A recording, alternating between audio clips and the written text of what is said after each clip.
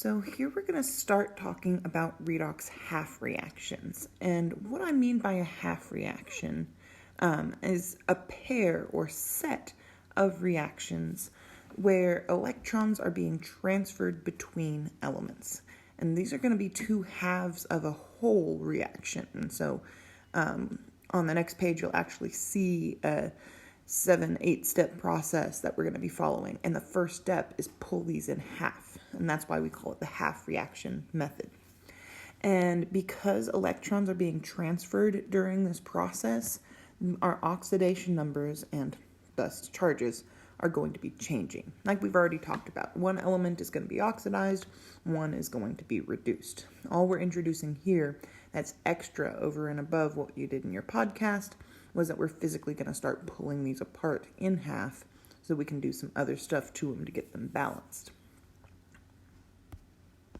So right over here, you see two examples of half reactions. And like I said, these would come from a whole reaction. In general, you're going to be given a whole reaction like those two examples below and like I just wrote up here, and then be asked to balance it using the half reaction method. And so as you can see here, all that I did after figuring out who was oxidized and reduced based on these oxidation number changes, because copper was going from 0 to +2, it was being oxidized. And so we've got our copper stuff, just all of the copper stuff from this original reaction, that's not copper, pulled out separately into the oxidation half reaction. And then because chlorine was the one being reduced, its oxidation number was going down from 0 to -1, we just pulled all of that chlorine stuff apart and put it into the reduction half reaction. Now, you'll notice that when we pulled these atoms apart on the product side, then we actually had to end up writing out each of those elements separately with their oxidation number, their charges, written up in that top right corner. So when they're separate and they're starting off separate, you don't have to change anything to pull them apart and to separate them into their half reactions. But if they did start together in a single compound, when you pull them apart into their separate compounds, you have to give them those charges because those charges aren't canceling each other out anymore in that neutral compound. Also notice that my subscript 2 from the chlorine here became a coefficient 2 because these are going to be two separate chlorines coming off. Now, we're going to be kind of digging into more of these details as we move forward. I just want to really quickly show you how those half reactions come about. And then you're going to see it happen a couple of times with these next few examples. So the next important thing to realize that's in these half reactions are electrons. And like we talked about before with those mnemonic devices, oxidation is losing electrons. And that means that the electrons are going to be coming out of this reaction, which means they're always going to be on the product side of an oxidation reaction. It's really important that you write that down and remember it. Losing electrons, meaning that those electrons are no longer part of the copper. They are now separate from the copper in this example. Reduction is gaining electrons, which means that those electrons are going to be going on the reactant side of the reduction reaction. I like all of those R words going together. Reduction reduces the charge, and it is always going to put electrons on the reactant side, gaining those into the reaction. So, we're going to try doing some of these things, just building slightly on what we did in our podcast down below. And we're going to start simple, just pulling them apart. And I'm going to keep adding in some of these little extra skills so that pretty soon we're basically doing that whole 6-7 step process that we have on the next page. And you don't even know the full process yet. It's just little things that build up. So if we look at our first example here, we can find the oxidation numbers of each of these elements. And then because I can see that aluminum is being oxidized. It's going from 0 to +3. Its oxidation number is going up, so it's being oxidized. And that means that our chlorine is what's being reduced. We're just going to pull the aluminum and the chlorine stuff apart. Now, we're not always going to have a special place to label what's being oxidized and reduced, but you are always going to be given these oxidation half and reduction half labels, and generally with lines as well, to write those half reactions on. So what I tend to do is actually label them over here. It's not required, but it helps me remember that I'm putting all of this aluminum stuff, pulling it apart from the chlorine, and putting it in this half reaction space. Pulling that aluminum apart from the chlorine means it's going to have that +3 charge visible. And then we pull down our chlorine and turning into 3 chlorine -1s. Now, looking at this, hopefully you can tell this really is not anywhere close to balanced. There are probably a couple of things that kind of bother you about these reactions, but this one can get a little bit more complicated than what we're trying to get to right now. I just want you to see this first example of how we can pull these compounds apart into our half reactions. Most important thing to remember is to label those charges on our elements when they're separated. So the next one is going to be almost as simple. Remember that all of these single individual elements always start off with a 0 oxidation number. And then I'm always starting from the end of our compound to find that oxidation number first, because that last element always gets what it wants according to the periodic table and the charges that we would predict from there. And then that first element just has to kind of balance it out and deal with whatever the last element wanted. So here, oxidation is happening to our hydrogen because it's going from 0 to +1. So hydrogen is being oxidized and bromine is being reduced. We can see that because it's going from 0 to -1. That's going down, decreasing, being reduced. So we're going to be pulling all of our H stuff into our oxidation half reaction, bromine stuff into our reduction half reaction. So we're going to be saying that H2 turns into H +1, and Br2 turns into Br -1.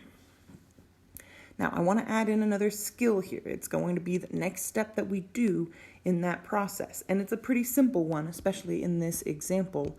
And that's just balancing our elements. These special elements that are being oxidized and reduced are not immune from the law of conservation of mass. And there's no magic that can happen. I can't have any of these hydrogens I'm starting off with just magically disappearing. So the next step after we separate our elements is going to be to balance those special elements, which in this case just involves using a coefficient of 2 in front of those single atoms on the product side. And now our atoms are balanced. Honestly, that was easy enough. I think you're probably ready for one of those next steps as well. That's when we're going to be adding in those electrons. Since those are so key to this process, I want you to see it now before we get to some of the other examples where we're going to keep going and adding even more crazy stuff in here. The first thing you always need to do when you get to that electron step is remember which side of each of these half reactions we're going to be putting the electrons on. And like you hopefully have labeled, like I do up there, our electrons are going to be going on the product side of our oxidation half reaction. So I'm going to make just a little line, a little space here, and put an electron there. I'm going to have at least one electron here, but I'm going to come back and fill in the number of electrons in a moment. I'm just going to put this space here so that I know where I'm adding each of my electrons. They're always going to be in these specific spaces because oxidation is always losing electrons, reduction is always gaining. That's the way they're defined. Now, we're going to be balancing charges by adding these electrons here. And just like when we balance elements, the whole idea is to get equal amounts on both sides of our arrow. Our arrow is still our dividing line. So if I know that I'm going to be adding electrons onto the product side of my oxidation half reaction, and I'm just wondering how many to add, what I need to do is look at the opposite side and figure out what the total charge is on the side where I'm not going to be changing the charge. And here, since H2 is neutral, there's no charge labeled on that H, then this total is 0. So I need to figure out a number of electrons that I can add on that product side that combined with these 2 plus 1 charges is going to give me 0. And hopefully you realize if I have 2 plus 1 charges, then that means that I'm going to have a plus 2 charge here. So plus 2 and negative 2 is going to add up to 0. And since electrons are negatively charged, we can just add in 2 of those negative electrons, and this side is going to be adding up to 0. So that's how many electrons we need here on our product side.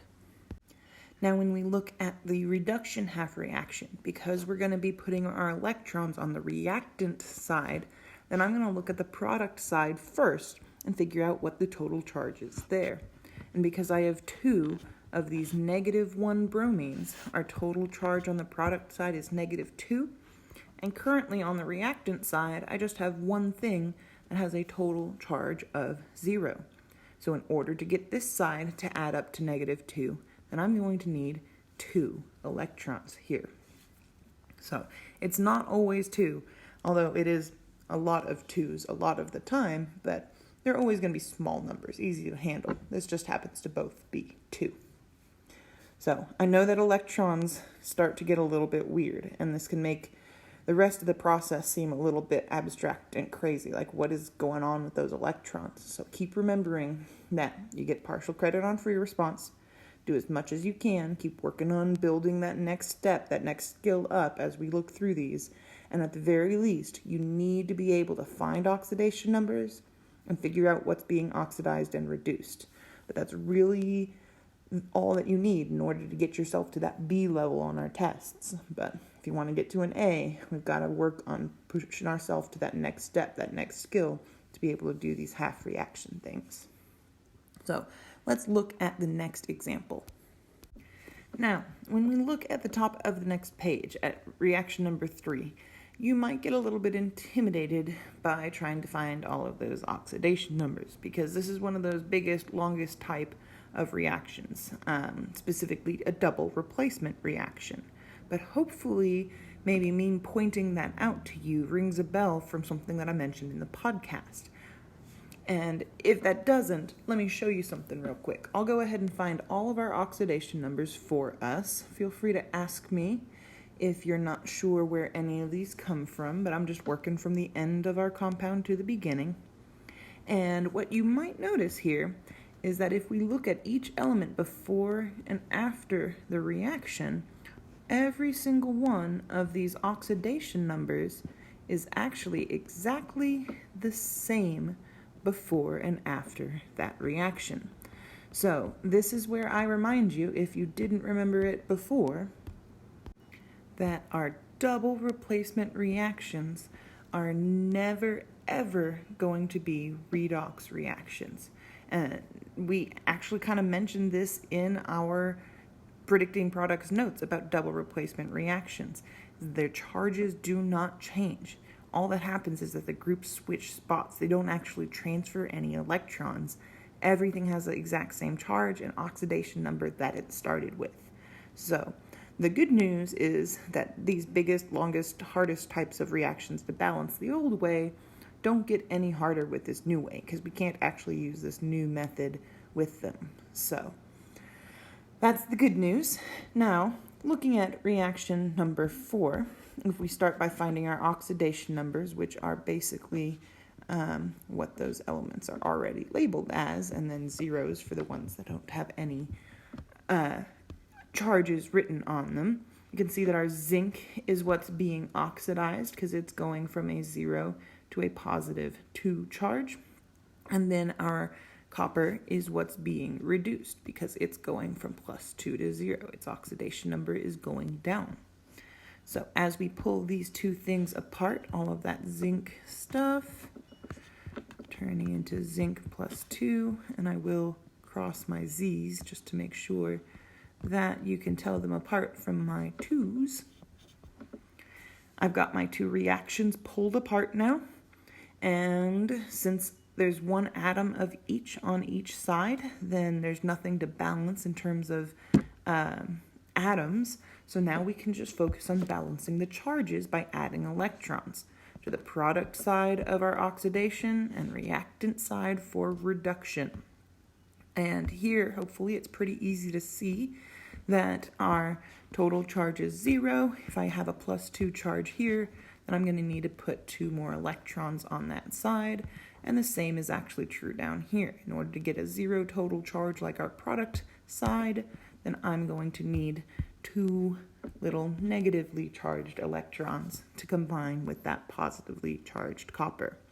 So I do promise it's not always 2, but in these examples, we did see that as a common theme. So let me make sure that I write my zinc and copper over here, because we got spaces for them for one more time. We won't have to write those out later when we don't have a special spot for them. So this is actually that first step, like you see down here already coming our way, is split our reaction into half reactions. So hopefully now that step is a little bit less scary. I know and we have to start by finding oxidation numbers, figuring out and thinking through what's being oxidized and reduced. Both of those are places where it's really easy to make mistakes. So take your time. Be confident in those oxidation numbers. Be confident in how they're changing so that you're pulling your pieces apart the right way. That's setting the foundation for everything else we're going to do. So it's super important. So let's go ahead and take a closer look at what all of these steps are. So, like we just did, the first step of our half reaction method is to separate the reaction into half reactions, one being oxidation, one being reduction. Then, of course, we're going to balance our special elements. Only the elements that are being oxidized and reduced gets balanced using coefficients. I know that's the normal way with every other type of balancing that we've done, but it's no longer the normal way. These half reactions, we're going to start adding in some stuff like you see in steps 3 and 4, some new substances that weren't originally in those reactions, which is weird, but these are just some substances we tend to have around in these types of reactions anyway, and so they just kind of help support the chemicals that we add to the water and stuff in order to make these happen. So steps 3 and 4 is to balance oxygens by adding H2Os. And if we do that, in addition to getting the oxygens that we needed, we're also getting some hydrogens. So if we do need to balance our oxygens, we're also going to have to immediately follow that up by balancing our hydrogens. And one thing I'd really like to emphasize here is this isn't just an H, this is an H+. And I even tend to write this as H+1 to help make sure that that little plus sign doesn't get lost. That charge is going to be really important in the next step when we start balancing charges. But we haven't done this step yet, even though we've gotten to that electron step with balancing charges, because we get to skip this step, both of them in fact, if our reaction doesn't have oxygen in it. There's no need to balance it with oxygen or add any extra stuff to the reaction if it isn't necessary, if it isn't already there and needing balancing. So that's why we haven't seen this yet, but we will get to an example in the end of this video that does have some oxygen in it. And it does make it a little bit more complicated, but not much. It's just a couple extra steps and then more stuff to keep track of in the long run. But after we get all of our atoms balanced, and that's really the point that we should be at here, is that all of our atoms should be balanced. And so before you move on to that electron step, it's really important that you do a quick double check to make sure that you have the exact same number of every atom before and after the reaction. Don't worry about charges yet. We're about to deal with that.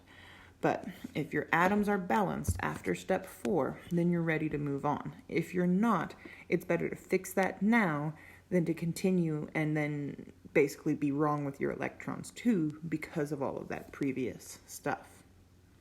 So once your atoms are balanced, we're going to balance charges like we already talked about, by adding electrons. And you just need to keep remembering which side to add those electrons to. So you can write oil rig or Leo the lion says grr here. I think it's probably pretty useful to just kind of remind yourself very specifically that oxidation, we're always putting them on the product side, reduction, reactant side. So write whatever you'd like here to remind yourself, but I think this is probably the most useful, simplest way to write it. So we put our electrons into the reactions, and I know that most of the ones we've seen so far have all been 2, but because it's not always 2, we're going to have to try and make them equal. The thing to keep in mind about these electrons that we're putting on our 2 half reactions is they're not separate groups of electrons. They're the same electrons. If you remember way back when we were drawing Lewis dot diagrams of ionic compounds, we had to draw each element separately first, and then we got to transfer the electrons from one to the other so that to satisfy the octet rule, and that's when our elements got their charges. And the same thing is happening in these oxidation and reduction half reactions. The electrons that are being lost in that oxidation step are the exact same electrons that are being gained by the reduction step. Just like here, the exact same electron that sodium is losing is the same electron that chlorine is gaining. So they're the same electrons, so they have to be equal amounts. We can't have any magically disappearing or appearing electrons. So we're just going to multiply by some number to make them equal. So if one had 2 and the other had 3, we'd have to multiply each of them by each other in order to turn them each into 6. So the reaction that had 2 electrons, we'd multiply by 3. The reaction that had 3, we multiply by 2. And the whole reaction would get multiplied by that number to keep everything still balanced all the way. All those atoms that we'd balanced before, we need to keep them balanced with those charges as we multiply everything to get those electrons equal to each other. And as soon as you have electrons equal, then we're going to be canceling out substances that are the same on both sides in order to add up our half reactions into that overall reaction. And those electrons that we just worked so hard to get there and to get equal are going to disappear. And I'll show you this happening in a couple different variations with this first example. It's easier to show you than to describe it. But you're going to be adding things together and canceling things out, basically shoving these 2 half reactions back together into our final balanced overall reaction, which is the whole reaction again, just with some other stuff and hopefully now completely balanced. And technically, that's our process. It should be balanced now. Step 8 is just check your work. Double check that all your atoms are balanced and double check that all of your charges are balanced, which is basically what we did here. That's our 2 steps process, just, broken down into 8 total sub-steps here. So, hopefully this doesn't seem too scary. Like I've said before in class and earlier in this video, keep working to progress your skills. Everyone needs to be able to do step 1 because we all need to be able to find oxidation numbers and pull our half and figure out what's being oxidized and reduced. And it's not that much harder after you figure out that something like, oh, zinc's being oxidized, copper's being reduced. You just pull all the zinc stuff into the zinc half reaction. So you keep working on those skills. Everyone should be able to master step 1, then start working on step 2, then step 3. Get comfortable with it, figure out where you're struggling, and then just keep trying to add in one more step until eventually you got the whole process down. So, as I'm working out these problems, if you get lost, make a note of where you get lost. You can even stop the problem right there. You can always come back to it and watch the video again. But if you're completely lost, come ask me for help and I'll help explain to you one-on-one where I can actually stop and understand where you're confused and say it a different way, how to help you get to that next step. So, now let's start working out some problems.